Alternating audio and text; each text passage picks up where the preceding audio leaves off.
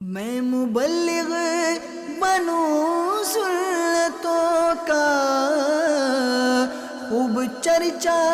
کروں سنتوں کا، ہو کرم بہر خاک مدینہ۔ الحمدللہ رب العالمین، والصلاة والسلام على سید المرسلین، اما بعد فاعوذ باللہ من الشیطان الرجیم، بسم اللہ الرحمن الرحیم۔ الصلاة والسلام علیک یا رسول اللہ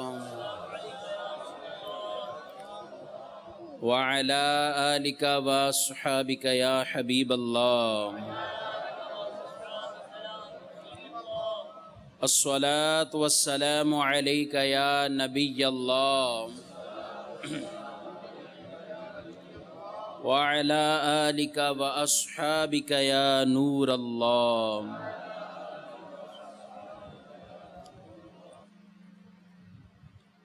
حضور اکرم نور مجسم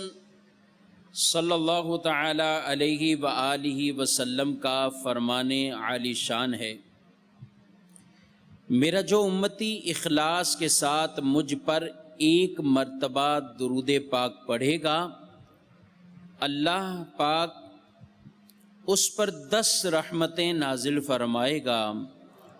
اس کے 10 درجات کو بلند فرمائے گا، اور اس کے لیے 10 نیکیاں لکھے گا، اس کے 10 گناہوں کو مٹا دے گا۔ صلو علی الحبیب صلی اللہ تعالی علی محمد صلی اللہ علیہ وآلہ وسلم، صلاۃ و سلام علیک یا رسول اللہ۔ پیارے اسلامی بھائیوں، حصول ثواب کی خاطر بیان سننے سے پہلے اچھی نیتیں کر لیتے ہیں۔ فرمان مصطفیٰ صلی اللہ علیہ وآلہ وسلم، نیت المؤمن خیر من عملی، مسلمان کی نیت اس کے عمل سے بہتر ہے۔ نیک اور جائز کام میں جتنی اچھی نیتیں زیادہ، اتنا ثواب بھی زیادہ۔ بیان سننے کی چند نیتیں ہم سماعت بھی کر لیں اور کوشش کر کے ساتھ ساتھ یہ نیتیں بھی کرتے جائیں، انشاءاللہ اس کی برکتیں نصیب ہوں گی۔ نگاہیں نیچی کیے، خوب کان لگا کر بیان سنوں گا ہوں۔ ٹیک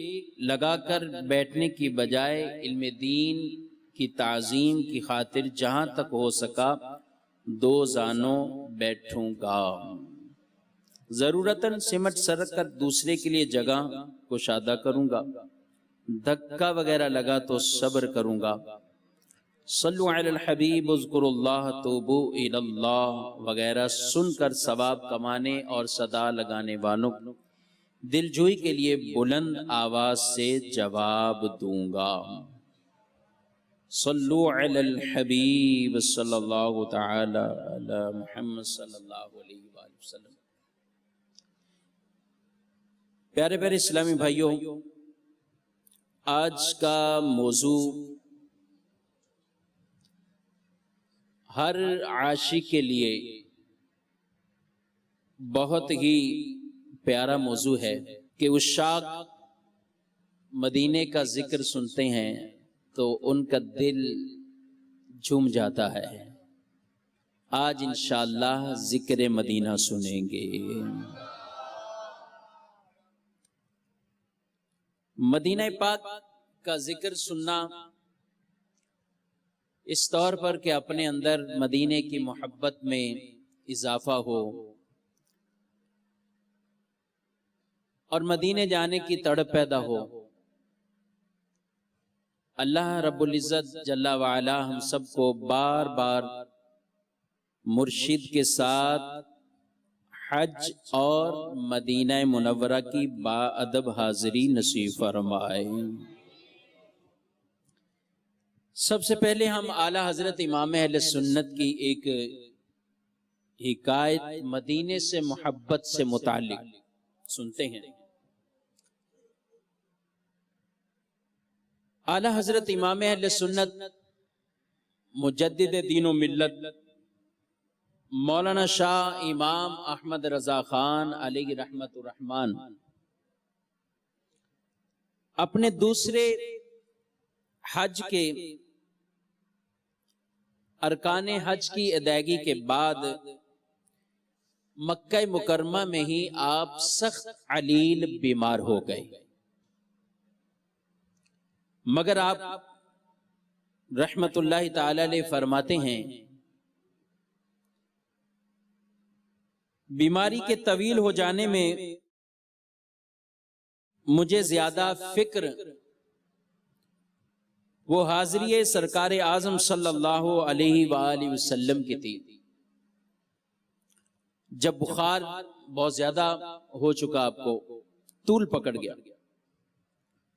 تو اعلی حضرت علیہ رحمہ فرماتے ہیں خود کہ میں نے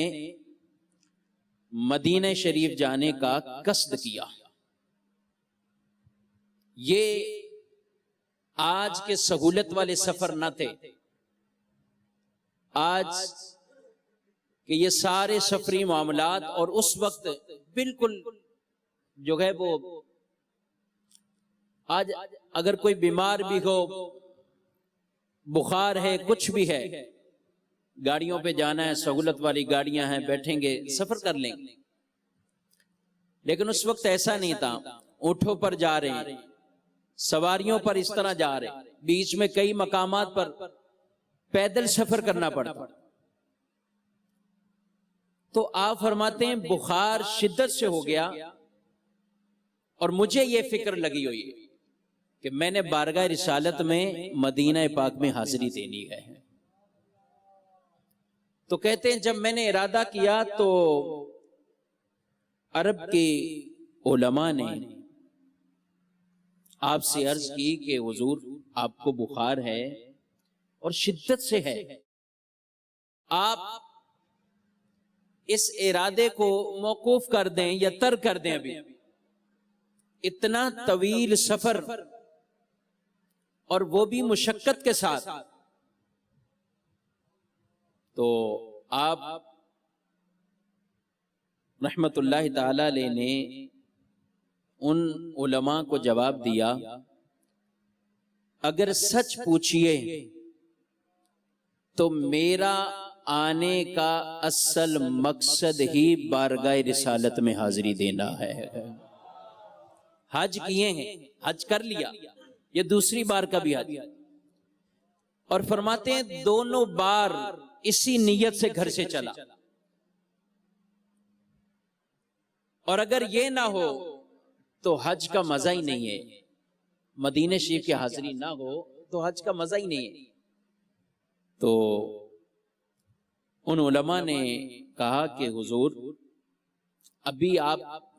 کی حالت جو ہے وہ مرض والی ہے، علیل ہیں، بیمار ہیں۔ پھر اصرار کرنے لگے، تو اعلی حضرت علیہ رحمہ نے حدیث پاک پڑھی کہ من حج ولم یزرنی فقد جفانی،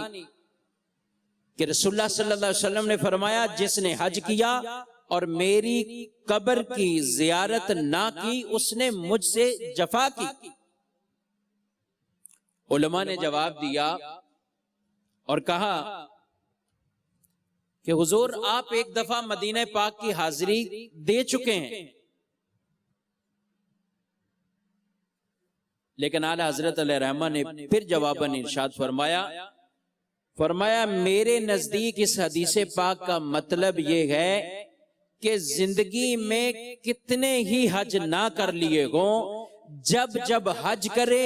ساتھ بعد میں بارگاہ رسالت میں حاضری بھی دے دے گا۔ یہ ایک دفعہ کا سفر، ایک دفعہ ہی حاضری دے دینا، وہ میرے نزدیک اس کا معنی نہیں ہے۔ یہ کہنے کے ساتھ ہی آپ جو ہے وہ ارادہ اپنا اور پختہ کیا اور فرمایا بس میری اب ایک ہی تمنا ہے، اس بیماری کی حالت میں ضعف بھی ہے، مرض بھی ہے،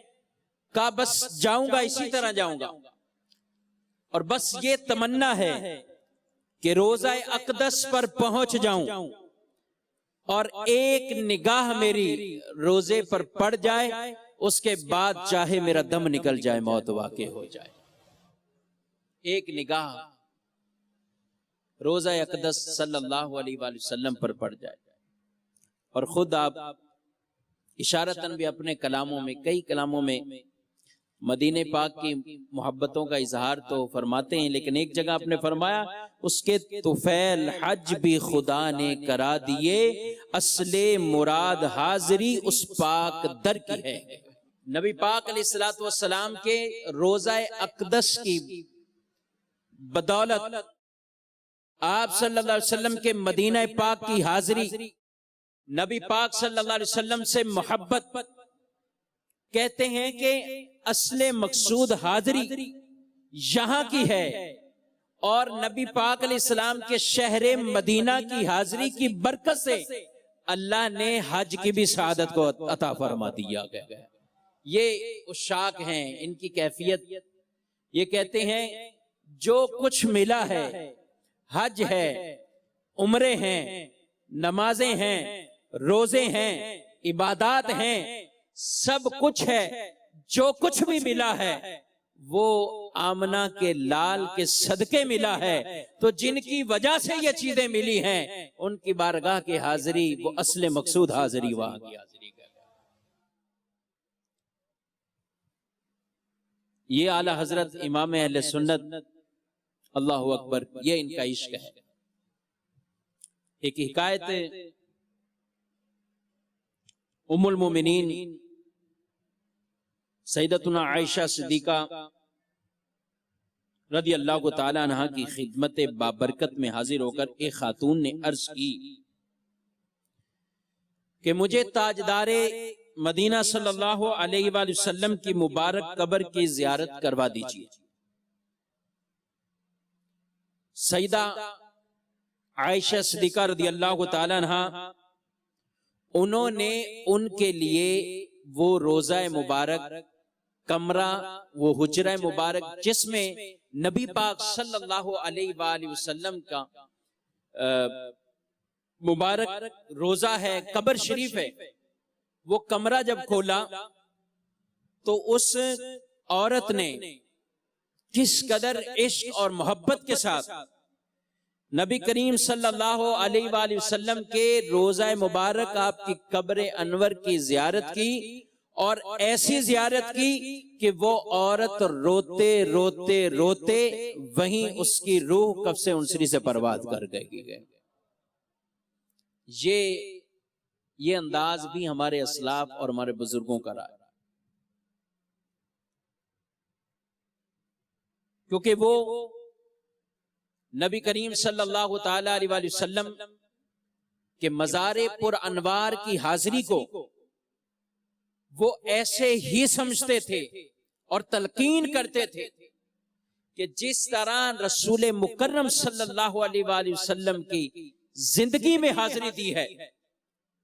ہم اپنے نبی پاک صلی اللہ علیہ وسلم کے روضے پاک کے پاس حاضر ہو رہے ہیں تو اس ارادے کے ساتھ، قصد کے ساتھ کہ ہمارے رسول صلی اللہ علیہ وسلم ہمیں دیکھ رہے ہیں، ملاحظہ فرما رہے ہیں، اور ہم کسی عام پتھر کے پاس، دیوار کے پاس نہیں، بلکہ عقیدہ اور ایمان اور اعتقاد ایسا پختہ ہے کہ ہم رسول اللہ صلی اللہ علیہ وسلم کے پاس حاضر ہو رہے ہیں، اور آقا علیہ السلام ہمیں ویسے ملاحظہ فرما رہے ہیں جیسا اپنی زندگی میں کسی کو ملاحظہ فرماتے، انہیں فیض عطا فرماتے، اسی طرح پیارے آقا علیہ السلام ابھی بھی ہمیں ملاحظہ فرما رہے ہیں۔ اور وہ اپنی قبر مبارک میں وہ حیات ہیں، وہ دیکھ رہے ہیں، وہ ملاحظہ فرما رکھے گئے۔ قرآن بیان فرماتا ہے وَلَوْ أَنَّهُمْ إِذْ ظَلَمُوا أَنفُسَهُمْ جَاءُوكَ فَاسْتَغْفِرُوا اللَّهَ وَاسْتَغْفَرَ لَهُمُ الرَّسُولُ لَوَجَدُوا اللَّهَ تَوَّابًا رَحِيمًا۔ فرمایا کہ اگر لوگ اپنی جانوں پر ظلم کر بیٹھیں اور اے محبوب آپ کے پاس آ جائیں، معافی گناہوں کی اللہ نے دینی ہے، توبہ اللہ نے قبول فرمانی ہے، لیکن فرمایا جا رہا ہے لوگ اگر ظلم کر بیٹھیں، اپنی جانوں پر ظلم کر بیٹھیں، اور اے محبوب آپ کے پاس آ جائیں اور یہاں آ کر اللہ سے معافی مانگیں، رسول ان کے لیے شفاعت فرما دیں، تو اللہ کو ضرور توبہ قبول کرنے والا اور رحم کرنے والا پائیں گے۔ اللہ ان کی توبہ بھی قبول فرمائے گا، ان پر رحم بھی فرمائے گا۔ شرط کیا بیان ہوئی ہے؟ جاؤکا، یہ گواہ ہے ان اشاک کے لیے، اور یہ حکم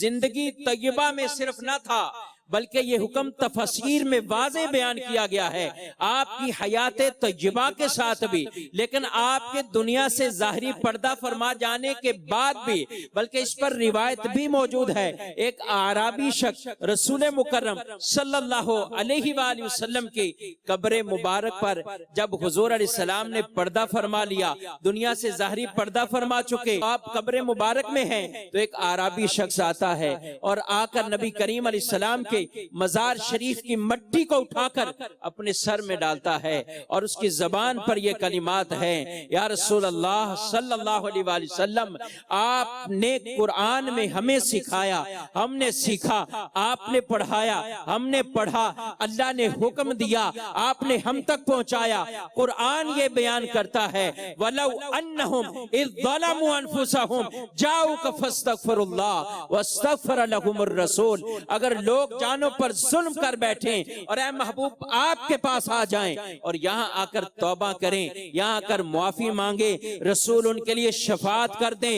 رسول بھی ان کے لیے استغفار کر دیں، تو اللہ ان کے گناہوں کو معاف کرے گا، ان پر رحم فرمائے گا، ان کی توبہ کو قبول فرمائے گا۔ یا رسول اللہ، میں نے اپنی جان پر ظلم کیا ہے، آقا اس حکم کے مطابق آپ کے قدموں میں حاضر ہو چکا ہو، آپ کے مزار پرانوار پر حاضر ہو چکا ہو، یا رسول اللہ میری شفاعت کیجئے۔ وہ آدمی یہ کہتا جا رہا ہے، آمنہ کے لال اللہ کے رسول صلی اللہ تعالی علیہ وآلہ وسلم نے کرم فرمایا، آپ کی قبر مبارک سے آواز آئی، اے اعرابی جا، اللہ نے تیری مغفرت فرما دی ہے، اللہ نے تجھے بخش دیا ہے، تیرے گناہوں کو معاف کر دیا ہے۔ اور یہ کب کی بات ہے؟ نبی پاک صلی اللہ علیہ وآلہ وسلم کے ظاہری پردہ فرما جانے کے بعد کی بات ہے۔ تو جب حاضری ہو، امام مالک رحمت اللہ تعالی علیہ، آپ سے جب پوچھا گیا کہ قرآن مجید فرقان حمید میں اللہ تبارک و تعالی نے جو نبی پاک صلی اللہ علیہ وآلہ وسلم کی مجلس کے آداب کو بیان کیا ہے کہ رسول اللہ صلی اللہ علیہ وسلم جب تشریف فرما ہو، یا ایھا الذین آمنوا لا ترفعوا اصواتکم فوق صوت النبی ولا تجہروا لہ بالقول کجہر بعضکم لبعض ان تحبط اعمالکم وانتم لا تشعرون۔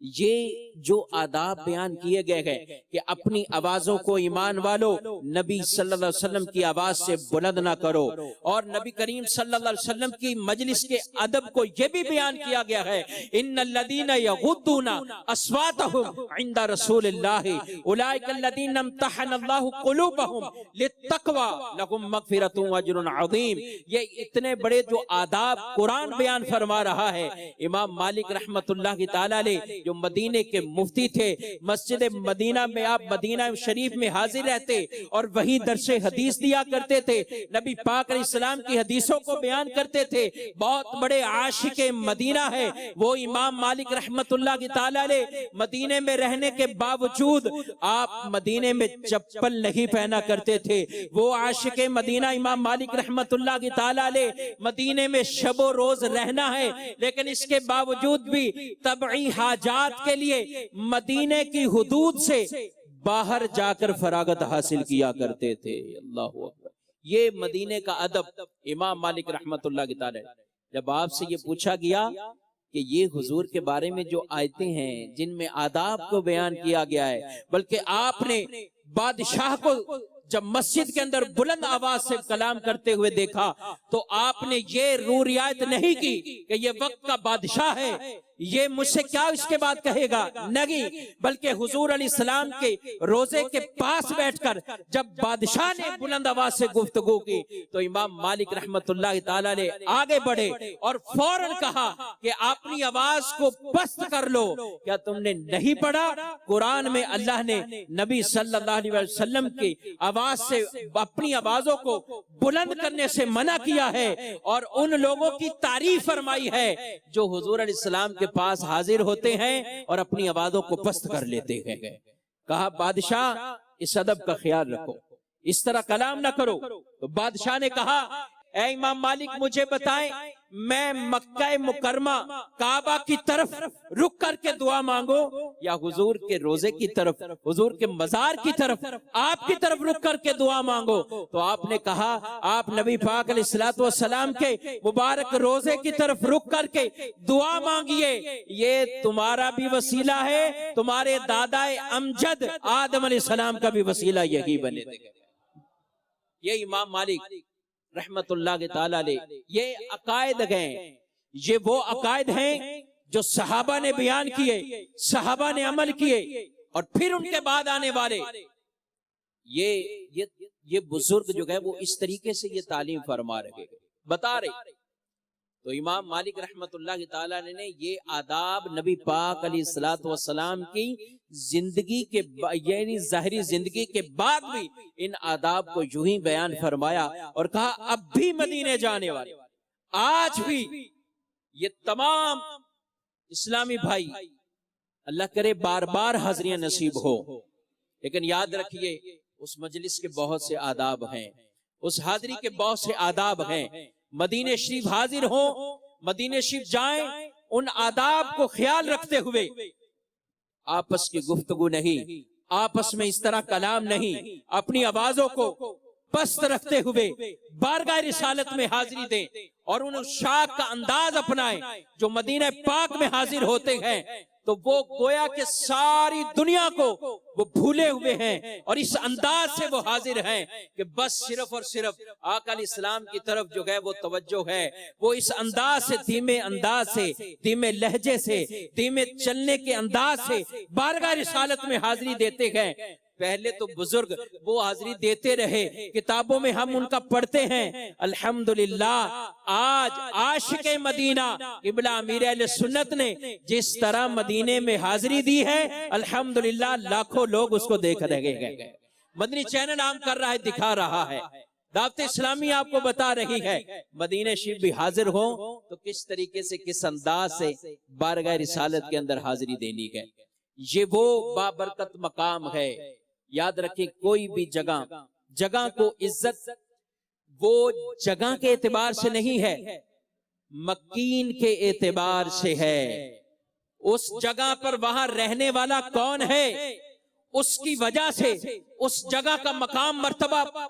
بلند ہو جاتا ہے۔ اگر آپ کے محلے میں کوئی عام سی جگہ ہو، عام مکان ہو، لیکن آپ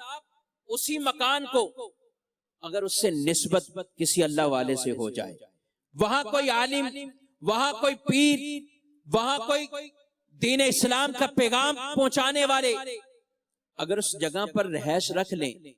اللہ کے کوئی پیارے بندے وہاں رہائش رکھ لیں تو اب وہ مکان عام مکان نہیں رہے گا، وہ جگہ اب عام جگہوں کی طرح نہیں رہے گی، اس کا مرتبہ بڑھ جائے گا۔ لوگ اس جگہ کو، اس مکان کو عزت کی نگاہ سے دیکھیں گے، ادب کریں گے۔ اس مکان میں وہ رہتے ہیں، اس مکان میں اللہ کے ولی رہتے ہیں، اس مکان میں فلاں عالم رہتے ہیں۔ اس مکان کا مرتبہ بلند ہوا تو کیوں ہوا ہے؟ اس وجہ سے ہوا ہے کہ مکین جو ہیں اس میں رہنے والے جو ہیں ان کی شان بڑی بلند ہے، ان کا مقام مرتبہ بلند ہے۔ ارے یہ تو عام جگہ کی شان بلند ہو جاتی ہے۔ مدینہ جس کا پہلا نام جو ہے وہ تو نام ہی کچھ ایسا تھا کہ لوگ اس بستی میں جانے کے لیے تیار نہیں ہوتے تھے۔ کیوں؟ کیونکہ کہتے تھے وہاں کی آب و ہوا اچھی نہیں ہے، وہاں لوگ بیمار ہو جاتے ہیں، وہاں لوگوں کے ساتھ یہ معاملہ ہو جاتا ہے۔ لیکن جب اسی مقام پر، اسی شہر میں، اسی بستی میں جب آمنہ کے لال کے قدم لگ جاتے ہیں تو اب اس شہر کی شان بہت بلند اور بالا بن جاتی ہے۔ آج لوگ نام بھی لیتے ہیں تو مدینہ طیبہ، مدینہ طاہرہ، مدینہ شریفہ، آقا علیہ السلام کے مبارک قدم لگے، اور حضور کے جب قدم لگ گئے اللہ نے اس مٹی کو بھی خاک شفا بنا دیا گیا، وہ مٹی میں بھی شفا ہے۔ یہ نبی پاک صلی اللہ علیہ وآلہ وسلم کی بدولت، نبی پاک صلی اللہ تعالی علیہ وآلہ وسلم اس شہر سے اتنی محبت فرماتے گئے کہ خود میرے آقا صلی اللہ علیہ وآلہ وسلم کو دعا مانگتے ہیں، اے اللہ مکے شہر کو، مکے کے لیے تیرے خلیل ابراہیم نے دعا مانگی اور تو نے مکے کے اندر برکتوں کو نازل فرمایا، اے اللہ مدینے کے لیے تیرا حبیب دعا کر رہا ہے، مدینے میں بھی برکتیں عطا فرما۔ کتنی برکتیں؟ کہا جتنی برکتیں خلیل کے کہنے پر مکے میں تو نے عطا کی ہے، اے اللہ اتنی اور اتنی زیادہ یعنی ڈبل برکتیں مدینے کو عطا فرما دے گئے۔ یہ نبی پاک علیہ السلام اس شہر کے لیے، اور فرمایا لوگوں تم میں سے جس سے ہو سکے مدینے میں مر جائے۔ اللہ اکبر، کیوں شک دعا کرتے گئے، عمر فاروق دعا کرتے، مدینے میں موت کی دعا اور تمنا کرتے، اللہم ارزقنی شہادتا فی سبیلک واجعل موتی فی بلد حبیبک، حضور کے شہر مدینہ میں مرنے کی دعا کرتے۔ میرے آقا علیہ السلام نے فرمایا تم میں سے جس سے ہو سکے مدینے میں مر جائے۔ حضور فرماتے ہیں جس کو موت مدینے میں آئے گی میں اس کی شفاعت فرماؤں گا،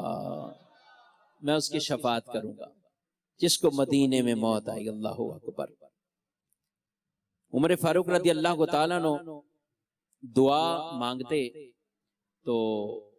لوگ حیران ہوتے، اسلام کو اس قدر اب ترقی مل چکی ہے اور عمر یہ دعا مانگتے ہیں کہ میں مدینے میں، اور وہ بھی شہادت۔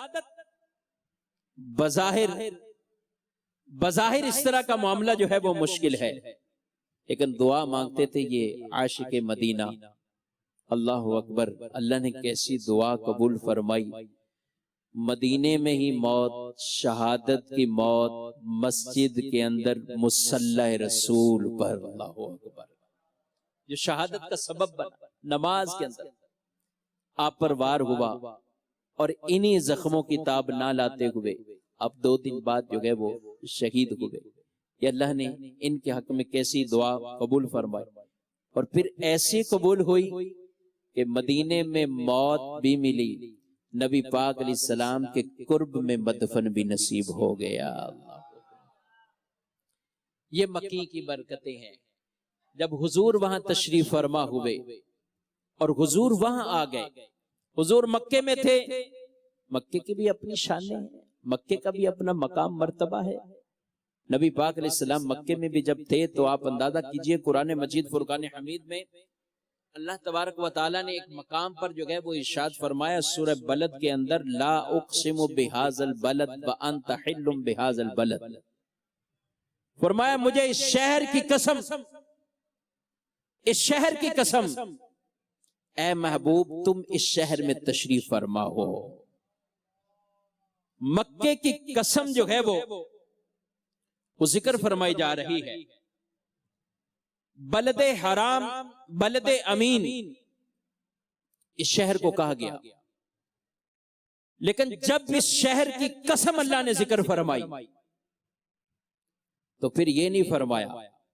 اے محبوب مکے کی قسم میں اس لیے ذکر فرما رہا ہوں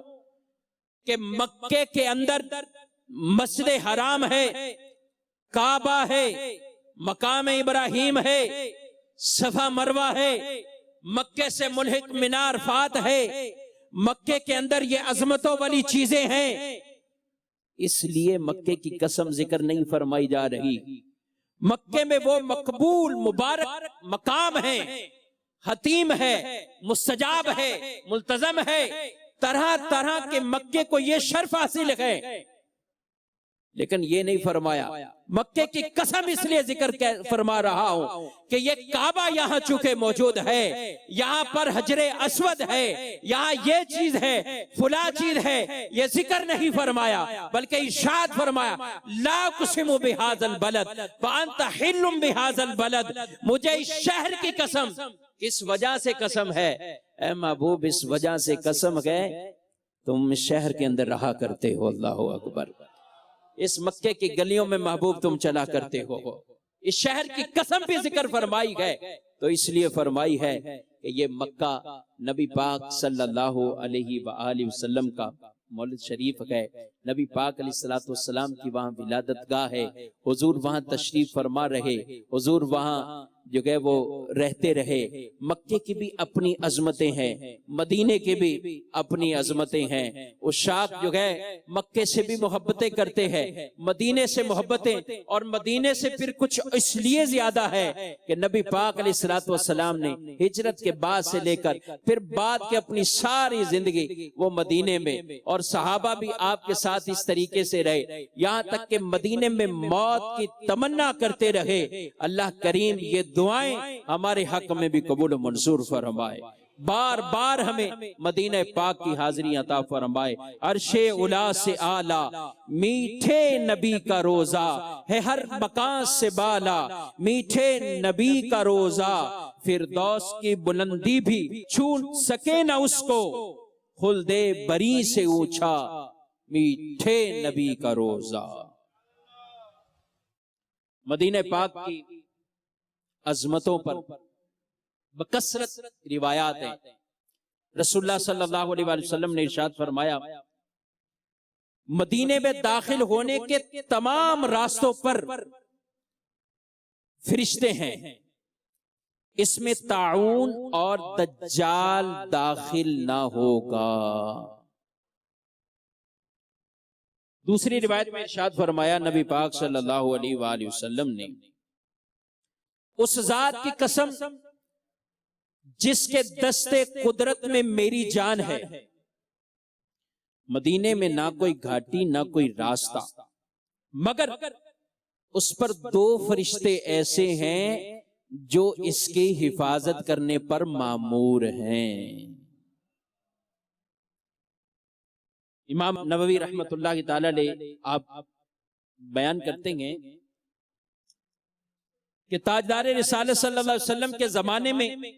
اس کی حفاظت کی جاتی، کثرت سے فرشتے حفاظت کرتے، اور تمام گھاٹیوں کو سرکار مدینہ والی مکہ کی عزت افزائی کے لیے گھیرا ہوا تھا. فرشتے اس کی حفاظت کرتے، اور خود فرشتے بھی اللہ اکبر بارگاہ رسالت میں حاضری دیتے. اور کیسے دیتے؟ فرشتے تو وہ ہیں کہ 70,000 صبحوں اور 70,000 شام. عاشقوں اپنی قسمت پر رش کیجئے. فرشتے وہ ہیں جو زندگی میں ایک بار آئیں، 70,000 صبح آئیں، 70,000 شام آئیں، اور جو ایک بار آئے پھر باری نہ آئے. لیکن عاشقوں کو قسمت پر رش کرنا چاہیے کہ ان عاشقوں کو بار بار آنے کی گویا کہ اجازت ملی ہوئی ہے. بار بار آئیں، مدینے جائیں تو وقت ضائع کیے بغیر کثرت سے نبی پاک صلی اللہ علیہ وسلم کی بارگاہ میں حاضری دیں. اور اس ادب اور احترام کے ساتھ آج لوگ جاتے ہیں مدینے جا کر مکے جائیں، عمرہ کریں، حج کریں. بہت سے ایسے لوگ ہیں جو یہاں سے ایسے شیڈول، یہاں سے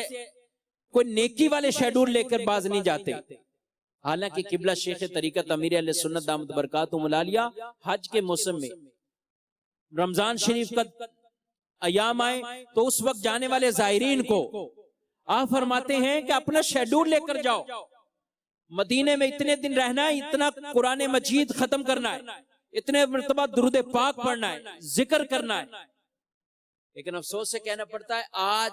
لوگوں کی حالت کیفیت ایسی ہے جاتے ہیں ان مقدس مقامات پر، اپنے گھروں سے لسٹ بنا کر جاتے ہیں، مجھے فلاں چیز خریدنی، فلاں چیز خریدنی، بازاروں کے بارے میں معلومات، کبھی فلاں سے کبھی فلاں سے، اتنے قیمتی لمحات، لیکن افسوس وہ خریداری کے اندر، بازاروں کے اندر وہ گزر جاتے، دن پورا گزر گیا، نماز پڑھی، ہاں نماز پڑھی، اس کے بعد پھر خریداری، نماز پڑھی پھر بازار کی طرف، بازاروں کی رونقیں آباد وہاں کرتے، اور وہ محروم ہوتے ہیں اس زیارت سے،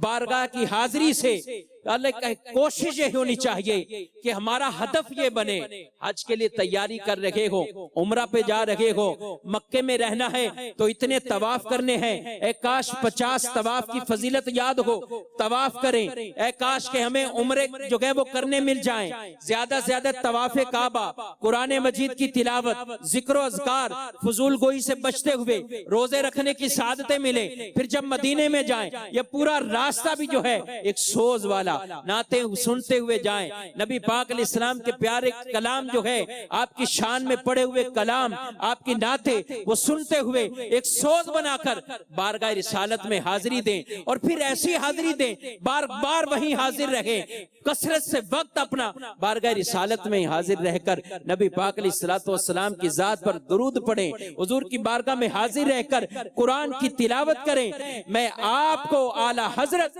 امام اہل سنت کی بات کو عرض کرنا چاہوں گا کہ جب انہوں نے اپنی یہ تمنا ظاہر کی، وہ عاشق مدینہ، عاشق رسول جب حاضر ہو گئے تو پھر یہ تمنا لے کر بارگاہ رسالت میں ہیں، اور پھر عرض کر رہے ہیں، بار بار عرض کر رہے ہیں، اور حضور کی بارگاہ میں ایک ہی طلب ہے، وہ تمنا ہے، یا رسول اللہ صلی اللہ علیہ وآلہ وسلم آپ کی بارگاہ میں حاضر ہوا ہوں، اور تمنا یہ ہے جاگتے ہوئے آنکھوں سے آپ کا دیدار کرنا چاہتا ہوں،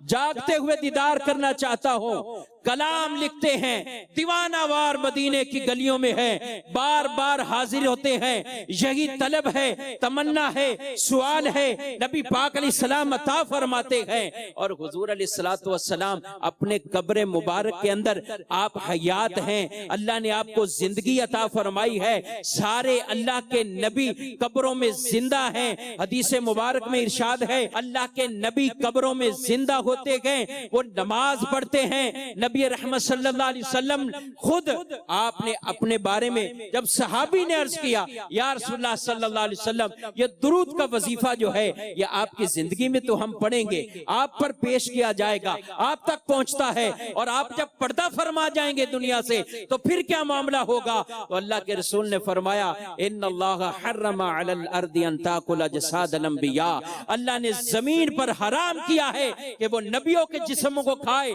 نبی کا جسم بھی زندہ ہے، صحیح سلامت ہے، وہ ایسی زندگی اور حیات اللہ نے انہیں عطا فرمائی ہے کہ وہ ساری کائنات کو ملاحظہ فرما رہے ہیں، جہاں چاہیں اپنے جسم مبارک کے ساتھ اس مقام پر تشریف لے کر جا سکتے ہیں اور کائنات کو ملاحظہ کر رہے ہیں۔ جس طرح انسان اپنی ہتھیلی کو دیکھتا ہے وہ پوری کائنات کو اس طرح دیکھ رہے گئے، نبی پاک علیہ السلام کی بارگاہ میں حاضر ہوئے تو اعلیٰ حضرت امام اہل سنت نے یہ ہمیں عقیدہ بھی بتا دیا کہ جب جاؤ تو مانگو، اس عقیدے کے ساتھ مانگو کہ آپ کی صرف پکار نہیں ہوگی بلکہ آپ کا پکارنا ہوگا، انشاءاللہ نبی آپ کو عطا فرمائیں گے، آپ کی فریاد ان تک پہنچے گی، وہ آپ کی فریاد کو سنتے گئے۔ نبی پاک صلی اللہ علیہ وسلم کی بارگاہ میں جب عرض کی تو پھر حضور نے ایسا کرم فرمایا گئے، اعلیٰ حضرت پر یہ کرم ہوا گئے کہ آپ کو جاگتے ہوئے بیداری میں نبی پاک علیہ السلام نے اپنا دیدار عطا فرمایا گئے، آپ نے دیدار کیا گیا۔ اور یہ یاد رکھیں حضور علیہ السلام کی حدیث ہے من رآنی فی المنام فقد رأى الحق، جس نے خواب میں مجھے دیکھا اس نے حق ہی دیکھا ہے۔ اور دوسری روایت میں ارشاد فرمایا جو خواب میں میری زیارت کرے گا ان قریب بیداری کے اندر بھی اسے دیدار نصیب ہوگا، بیداری میں بھی اسے دیدار نصیب ہوگا۔ تو ان عقیدتوں کے ساتھ، ان محبتوں کے ساتھ الحمدللہ دعوت اسلامی کا یہ پیارا مدنی ماحول ہمیں یہی سوچ عشق مدینہ، سوز مدینہ، کوئی الحمدللہ ہمارا کوئی اجتماع، کوئی سلسلہ مدنی چینل کا سلسلہ ہو، مدنی مذاکرہ ہو، کوئی بھی ایسا معاملہ ہو، نبی پاک علیہ الصلوۃ والسلام اور آپ کے شہر مدینہ کا تذکرہ نہ ہو، حضور علیہ الصلوۃ والسلام ایسے کلمات نہ ہو کہ جن کی وجہ سے دل کے اندر عشق پیدا نہ ہو، محبت پیدا نہ ہو، شاید کوئی بھی ایسا سلسلہ نہ ہو۔ ہر سلسلے میں نبی پاک علیہ السلام کی محبت کے بارے میں، آپ کی ذات پر درود پڑھنے کے بارے میں، آپ صلی اللہ تعالی علیہ وآلہ وسلم کے شہر مدینہ کی محبتوں کے بارے میں الحمدللہ ہر بیان گئے، ہر سلسلہ گئے، مدنی چینل کا پیغام عام گئے۔ قبلہ امیر اہل سنت شیخ طریقت دامت برکاتہم العالیہ وہ عاشق مدینہ ہیں کہ الحمدللہ ان کی گفتگو، ان کے کلام سن کر الحمدللہ لاکھوں بلکہ کروڑوں لوگوں کے دلوں میں مدینے کی محبت پیدا ہوئی الحمدللہ۔ آج وہ دنیا کے کسی بڑے بڑے ملک میں جانے کی تمنا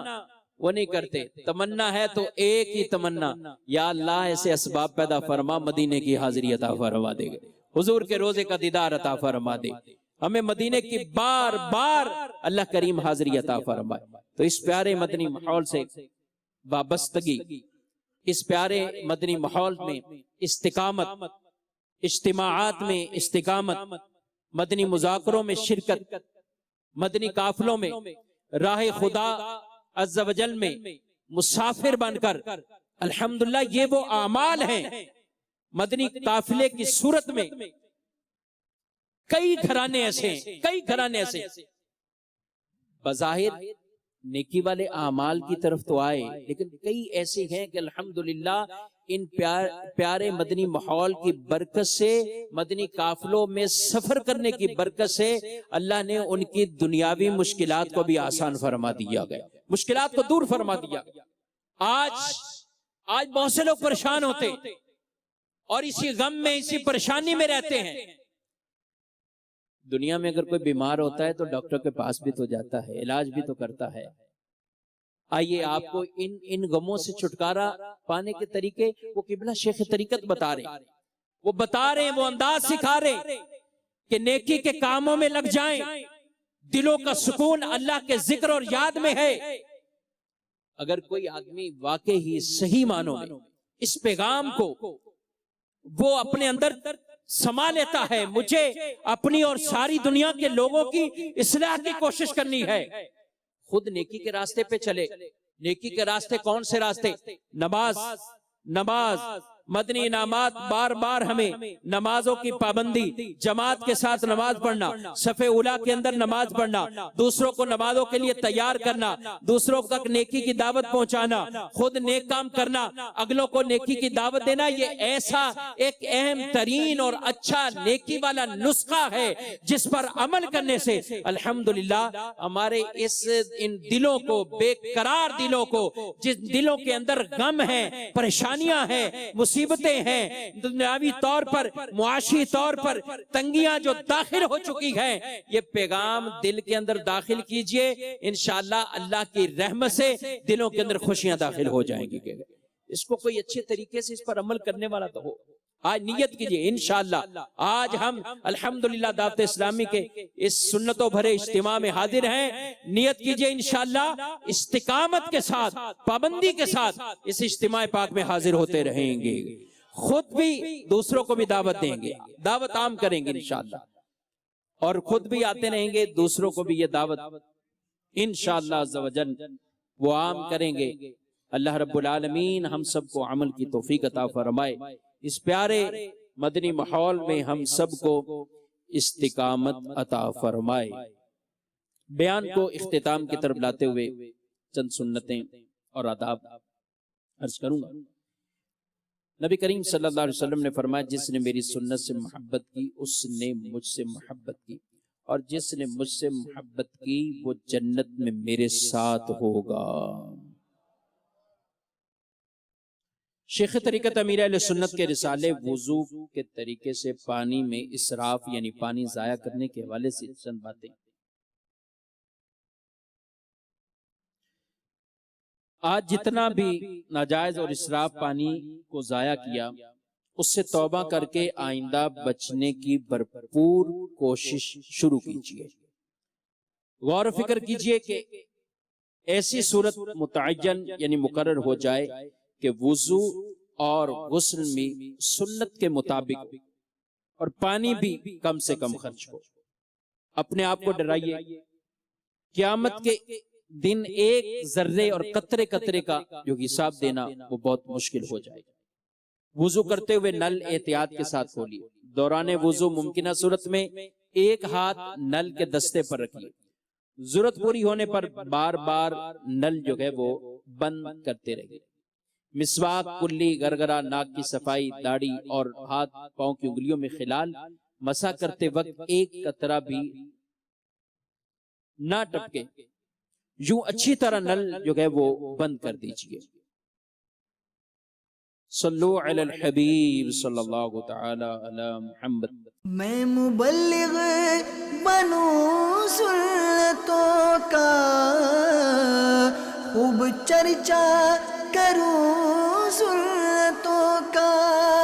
ہو کرم بہر خاک